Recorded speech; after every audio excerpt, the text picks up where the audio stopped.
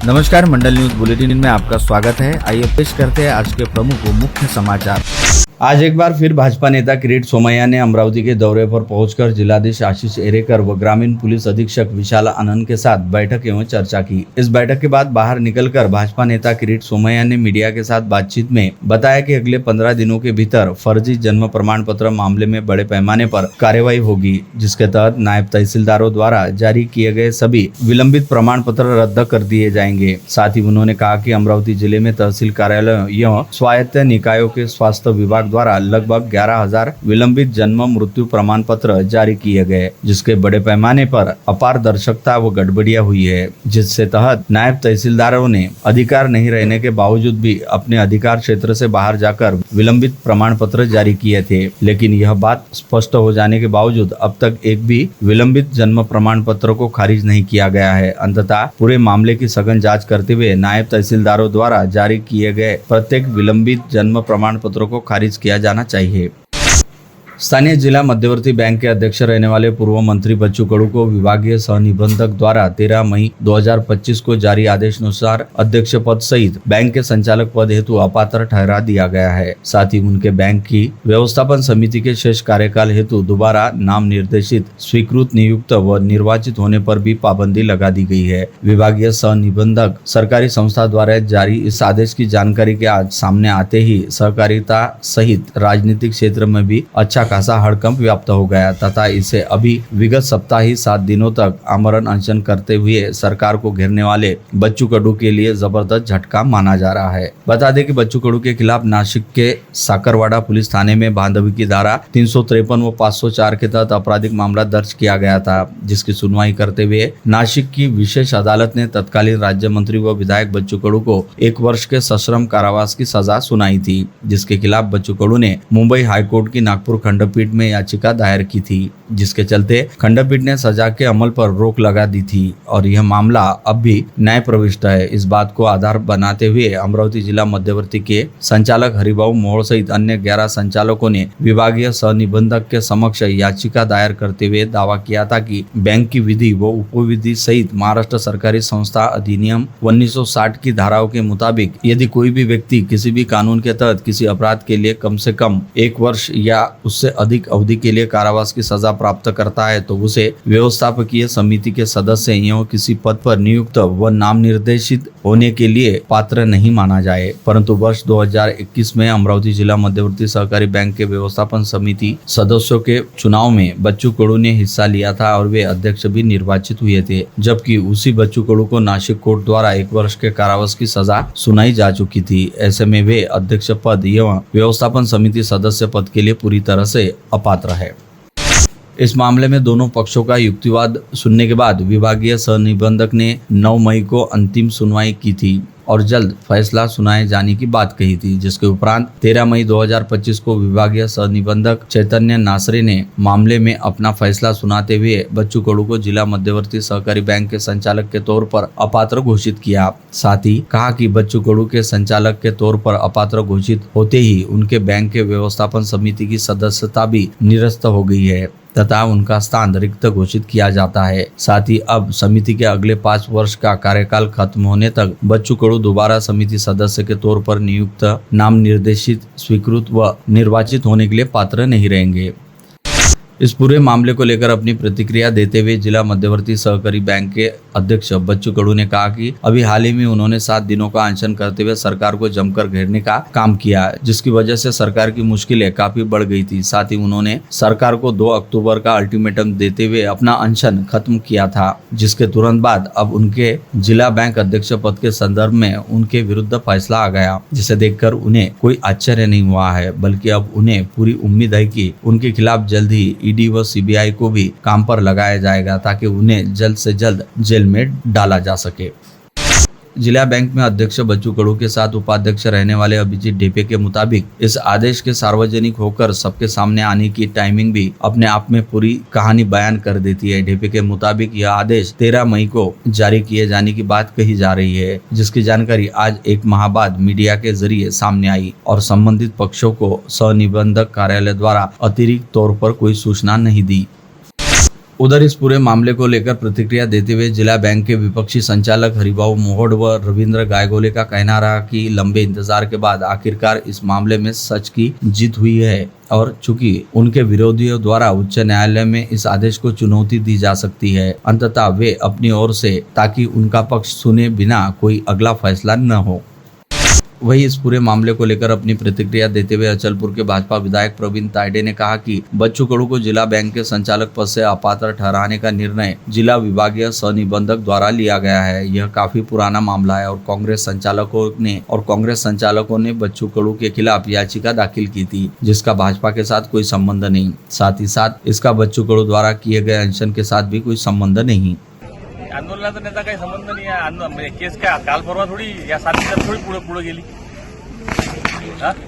Case या आंदोलनात ज्या वेळेस कुटप झाली का ते जिल्हा बँकेचे जे संचालक मंडळ आहे ते एकमेकांच्या वरती केसेस दाखल करत राहतात। त्याच्यात कोणता राजकीय हस्तक्षेप नाही किंवा राजकीय व्यक्ती किंवा भारतीय जनता पार्टीचा तर विषयच नाही। त्याच्यामुळं त्यांचं पद गेलं काय राहिलं काय आम्हाला काही सोर्स नाही।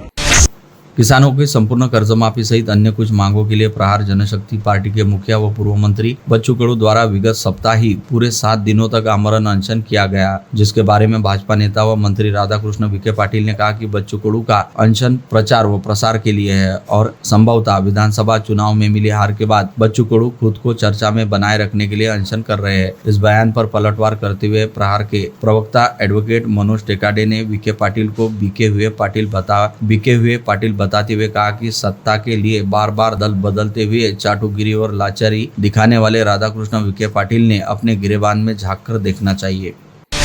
पूर्व राज्य मंत्री और प्रहार जनशक्ति पार्टी के सर्वे सर्वा बच्चू कडू की तबीयत अब कुछ हद तक ठीक है। उन्होंने रविवार को थोड़ा भोजन किया, आज भी थोड़ी डाइट ली, तबीयत में सुधार हो रहा है। कल तक अस्पताल से डिस्चार्ज दिए जाने की जानकारी प्रसिद्ध चिकित्सक डॉक्टर प्रफुल्ल कडू ने दी। डॉक्टर कडू ने बताया कि रिम्स अस्पताल में उनका उपचार चल रहा है। किसानों की मांगों को लेकर लगातार 7 दिनों से अन्न त्याग आंदोलन कर रहे बच्चू कडू का स्वास्थ्य काफी हद तक बिगड़ चुका था तथा डॉक्टरों ने उन्हें अति दक्षता विभाग में दाखिल करने की बात कही थी। ऐसे में खुद मैंने इस आंदोलन को रुकवाने हेतु बच्चू कडू से संपर्क साधा था तथा अपने 2 मंत्रियों उदय सामंत व संजय राठौड़ को अमरावती भेजा था, जिसके बाद बच्चू कडू ने इस आंदोलन को स्थगित किया। इस आशय का दावा करने के साथ ही डिप्टी सीएम एकनाथ शिंदे ने अपनी बात मान लेने हेतु बच्चू कडू के प्रति आभार ज्ञापित किया और कहा कि सरकार पूरी तरह से किसानों के साथ है। किसानों की कर्जमाफी, विकलांगों के मानदेय में वृद्धि और अन्य मांगों को लेकर पूर्व विधायक बच्चू कडू ने मोजरी में आमरण अनशन शुरू किया था। उसे सागर मल्टी मॉल के संचालक युवा समाज सेवी आकाश शिरभाते ने समर्थन देते हुए अनशन मंडप पहुंचकर पूर्व विधायक बच्चू कडू से मुलाकात कर अपनी भावनाएं व्यक्त करते हुए कहा था कि बच्चू भाऊ, किसान और दिव्यांगों के हित में जो ऐतिहासिक आंदोलन कर रहे हैं, हम उनके साथ है। जिले में बारिश का मौसम शुरू होते ही ग्रामीण क्षेत्र में खरीफ फसलों की बुआई का काम शुरू हो गया है, जिसके तहत पेशे से किसान रहने वाले जिले के सांसद बलवंत वानखेड़े ने आज अपने खेत में हल चलाकर खरीफ फसलों के लिए बीजों की बुआई की। साथ ही उम्मीद जताई जा रही है कि इस पूरे जिले में बारिश और उपज की स्थिति अच्छी रहेगी। मानसून का जोरदार आगमन हो चुका है। रविवार को दोपहर 2:30 बजे के आसपास तेज आंधी तूफान के साथ हुई जबरदस्त बारिश के चलते शहर में कई इलाकों में जबरदस्त नुकसान हुआ, जिसके तहत नवाते प्लॉट व स्वस्तिक नगर परिसर में महावितरण के विद्युत पोल झुककर टेढ़े हो गए। साथ ही कई पुराने पेड़ जमीन से उखड़कर गिर गए, जिसके चलते इस परिसर में विद्युत आपूर्ति काफी देर तक खंडित रही। संबंधित इलाकों में विद्युत तार क्षतिग्रस्त होने के साथ ही विद्युत आपूर्ति भी बाधित हुई। साथ ही साथ सड़कों पर वाहनों की आवाजाही भी प्रभावित हुई। इसके अलावा अमरावती शहर से गुजरने वाले बडाली अंबा नाला देखते ही देखते उफान पर आकर बहने लगे। नालों में अचानक ही जलस्तर बढ़ जाने के चलते नालों के किनारे रहने वाले लोगों को सावधान व सतर्क रहने हेतु कहा गया है। वही राजापेट रेलवे अंडरपास में करीब 1 फुट तक पानी भर गया, जिसके चलते यहाँ से आधे घंटे तक वाहनों की आवाजाही बाधित रही और लोगों को काफी मुश्किलों का सामना करना पड़ा।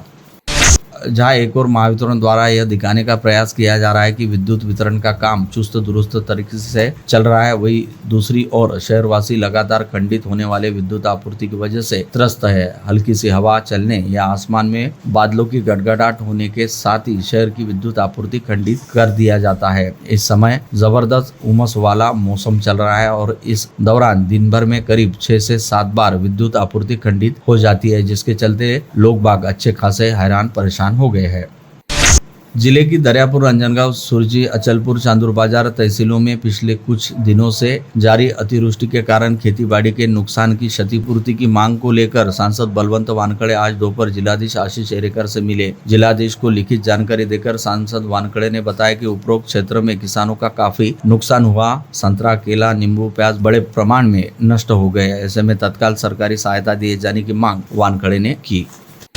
यूरोप के एक छोटे से देश साइप्रस के मिलासोर शहर में कल भारत के प्रधानमंत्री नरेंद्र मोदी का आगमन हुआ। साइप्रस में करीब 3 से 4 हजार भारतीय निवास करते हैं। साइप्रस निवासी भारतीय मूल के नागरिकों ने गर्मजोशी से प्रधानमंत्री मोदी का भव्य स्वागत किया। चांदूर बाजार भारतीय जनता पार्टी के वरिष्ठ कार्यकर्ताओं पूर्व बीजेपी तालुका अध्यक्ष चंद्रशेखर लालचंद तातेड़ के पुत्र प्रशम तातेड़ विगत 7 सालों से साइप्रस में एक एमएनसी में कार्यरत है। अपने बड़े भाई से मिलने 8 दिन पूर्व ही प्रेरित तातेड़ भी अपने परिवार सह छुट्टियां बिताने साइप्रस गए थे। तातेड़ परिवार के सदस्यों को मोदी से मिलने का शुभ अवसर प्राप्त हुआ। पीएम मोदी से मुलाकात में प्रशम तातेड़ के पुत्र समकित के सिर पर अपना हाथ रखकर शुभ आशीर्वाद प्रधानमंत्री ने दिया। बता दें कि उन्हें प्रशंसक गोद में भी लिया और बहुत लाड दुलार किया। इस अवसर पर जय जितेंद्र मोदी जी का नारा लगाया तो यह नारा सुनकर मोदी जी ने स्वयं भी अपनी ऊंची आवाज में वापस जय जिनेंद्र बोलकर प्रत्युत्तर दिया।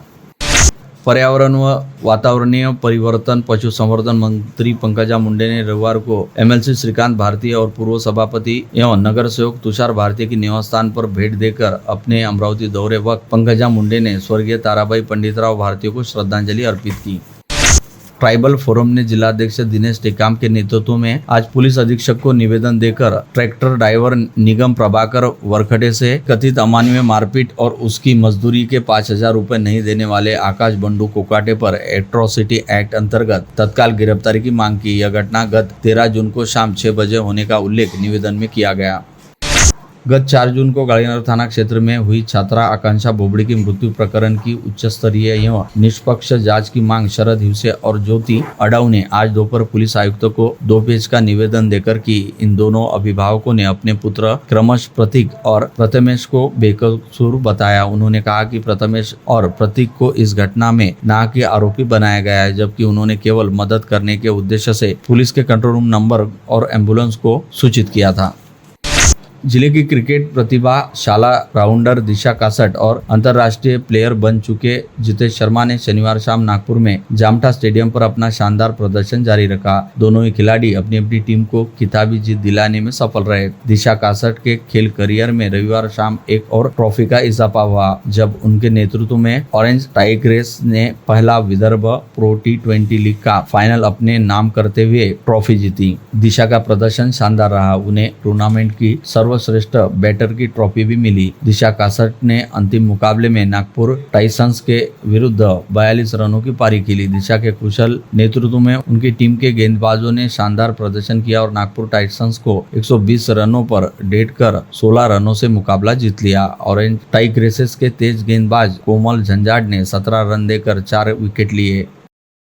संभाग के अमरावती, अकोला, बुल्ढाना, यवतमाल व वाशिम जिले की जिला परिषद व निजी शालाओं में कार्यरत शिक्षकों की प्रलंबित समस्याओं को लेकर प्रहार शिक्षक संगठन ने उग्र रवैया अपनाते हुए आज 16 जून को संभागीय आयुक्तालय के समक्ष बेमुदत अनशन व अन्न त्याग आंदोलन करना शुरू किया है। संगठन के प्रदेश अध्यक्ष महेश ठाकरे के नेतृत्व में 5 जिलों के जिलाध्यक्षों व पदाधिकारियों सहित संभाग के सैकड़ों शिक्षक इस आंदोलन में शामिल है। जानकारी के मुताबिक अपनी विभिन्न मांगों को लेकर प्रहार शिक्षक संगठन ने इससे पहले कई बार संबंधित अधिकारियों के नाम ज्ञापन सौंपकर निवेदन दिए थे, जिसके तहत 16 जून को विभागीय आयुक्तालय पर बेमुदत श्रृंखलाबद्ध अनशन व आंदोलन शुरू करने की चेतावनी दी थी। शेगांव प्रभाग के भाग्योदय कॉलोनी में विधायक सुलभा खुड़के के हाथों 30 लाख रुपए के लोकाभिमुख कार्यों का भूमि पूजन किया गया। इस दौरान प्रभाग अध्यक्ष गुड्डू उर्फ प्रशांत धर्माले ने उपस्थितों को संबोधित करते हुए कहा, प्रभाग का विकास करने के लिए भविष्य में सभी मतदाताओं का साथ जरूरी है। प्रभाग में गुड्डू धर्माले की पहल से विविध विकास कामों का श्री गणेश हुआ। जिलाधीश से किए गए डिस्पोजेबल ग्लास और प्लेट कप आदि के उपयोग पर प्रतिबंध लगाने का अनुरोध मान्य हुआ और उन्होंने इस बारे में आदेश भी जारी किए। उनके आदेश के महीने भर बाद भी शहर और जिले में प्लास्टिक की इन चीजों का उपयोग खुलेआम हो रहा है। संबंधित महकमा कार्रवाई से मुंह फेरे हुए है। इस तरह की शिकायत सामाजिक कार्यकर्ता एडवोकेट राम बुरंगे ने की। तपोवन परिसर स्थित डॉक्टर कॉलोनी में रहने वाले राठौड़ परिवार के घर में विगत शनिवार को आधी रात के आसपास एक तेंदुआ घुस गया और राठौड़ परिवार के पालतू कुत्ते को घायल करते हुए वहां से भाग निकला। यह पूरी घटना सीसीटीवी कैमरे में कैद हुई है, जिसके चलते डॉक्टर कॉलोनी सहित तपोवन परिसर में रहने वाले नागरिकों में तेंदुए को लेकर अच्छी खासी दहशत दिखी जा रही है, क्योंकि शहर से बाहर स्थित इस पूरे परिसर के आसपास जंगल क्षेत्र है और यहाँ पर अच्छी खासी झाड़ियां भी है, जिसके चलते तेंदुए को छिपकर रहने में आसानी होती है। चूंकि इस समय राठौड़ का पालतू कुत्ता घायल है, ऐसे में उसी तेंदुए के इस परिसर में दोबारा आने की पूरी संभावना है, जिसे ध्यान में रखते हुए वन विभाग के अधिकारियों ने परिसर वासियों को 8 से 10 दिन सावधान व सतर्क रहने हेतु कहा। 3 लोग दोपहिया पर सवार होकर मध्य प्रदेश की सीमा पर स्थित जुआ अड्डे पर जुआ खेलने के लिए गए। 2 दोस्त जुए में पैसे हार गए, जबकि तीसरा दोस्त 17,000 रुपए जीत गया। इस कारण जुए में पैसे हारने वाले दोनों दोस्तों ने वापस लौटते समय अपने तीसरे दोस्त के सिर पर पत्थर से वार कर दुपट्टे से गला दबाकर 17,000 रुपए लूट लिए। शव की शिनाख्त न होने के लिए दोनों आरोपियों ने उसका मुंह नाले के गाद में दबा दिया। यह घटना परतवाड़ा थाना क्षेत्र में घटी थी। पुलिस ने इस मामले में मृतक की शिनाख्त कर दोनों आरोपियों को 24 घंटे के भीतर गिरफ्तार कर लिया। मृतक का नाम परतवाड़ा के रविनगर निवासी अरुण धारसे है, जबकि आरोपियों के नाम अरफान नूर खान और अयान शाह रिजवान शाह है। दोनों आरोपी परतवाड़ा शहर के लाल पुल के निवासी है। जिले में मानसून का आगमन होने के बाद बुआई के लिए पैसों की व्यवस्था न रहने से परेशान एक 33 वर्षीय युवा किसान ने फांसी लगाकर आत्महत्या कर ली। यह घटना रविवार 15 जून को दोपहर में धामनगांव तहसील के निम्बुली भोंगे ग्राम में घटित हुई। मृतक किसान का नाम धीरज गजानन गोटमारे है।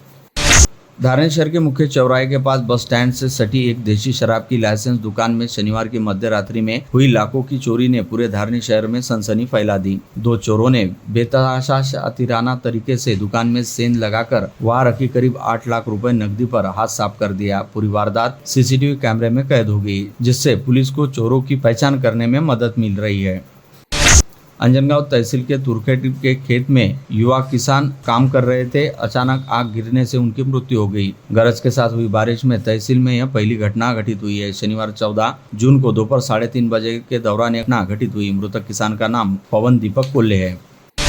घरफोड़ी प्रकरण के 2 कुख्यात चोरों को गिरफ्तार कर 7 लाख रुपए का माल जब्त किया गया। एक आरोपी फरार बताया जाता है। पुलिस उसकी तलाश कर रही है। गिरफ्तार आरोपियों का नाम अक्षय मोहन उइके और विजय भाऊराव वानखड़े है, जबकि संजय उर्फ मुन्ना कावले फरार है। तीक्ष्ण हथियार लेकर दहशत मचाने वाले तड़ीबारी के आदेश का उल्लंघन करने वाले 3 बदमाशों को क्राइम ब्रांच यूनिट 2 के दल ने गिरफ्तार कर लिया। यह कार्यवाही बडनेरा, कोतवाली और फ्रेजरपुरा थाना में की गई। गिरफ्तार आरोपियों के नाम यश उर्फ गांधी विनोद ताइडे और श्रीकृष्ण रामराव आकरे और जय उर्फ युवराज विजय कुरवाने हैं। क्राइम ब्रांच यूनिट के 1 के दल ने जानकारी के आधार पर नागपुर गेट थाना क्षेत्र के गुलिस्तान नगर के पास यूसुफ हॉल के निकट घरेलू इस्तेमाल में एलपीजी गैस सिलेंडर से ऑटो रिक्शा में अवैध रूप से गैस रिफिलिंग के अड्डे पर छापा मारकर आरोपी को गिरफ्तार कर लिया। आरोपी के पास से 8 घरेलू सिलेंडर, 2 ऑटो रिक्शा समेत कुल 3,19,700 रुपए का माल जब्त किया गया। गिरफ्तार आरोपी का नाम शब्बीर खान इब्राहिम खान है। बुल्ढाना जिले के नांदुरा तहसील के विख्यात निम्बोली देवी मंदिर में दर्शन के बाद नदी में नहाते समय पैर फिसलने से मां बेटी की डूबने से मृत्यु हो गई। यह घटना रविवार 15 जून को दोपहर में 2 बजे के दौरान घटी। जारी वर्ष की शुरुआत के दौरान बुल्ढाना जिले के कुछ तहसीलों में अकस्मात बाल झड़कर लोगों के गंजे होने की शिकायतें सामने आ रही थी। वहीं इसके बाद कई लोगों के नाखून गलकर गिर गए। खामगांव व शेगांव तहसील क्षेत्र से शुरू हुई यह बीमारी चिखली व मेहकर तहसील क्षेत्र में फैल गई, जिससे संबंधित रिपोर्ट अब तक प्राप्त नहीं हुई। वहीं अब मेहकर तहसील क्षेत्र में रहने वाले लोगों के हथेलियों में दरारें पड़ने की शिकायतें सामने आ रही है। मेहकर तहसील के शेलगांव देशमुख में रहने वाले 20 लोगों की हथेलियां ऐसे ही दरारों की वजह से फट गई, जिसके चलते पूरे परिसर में अच्छा खासा हड़कंप है।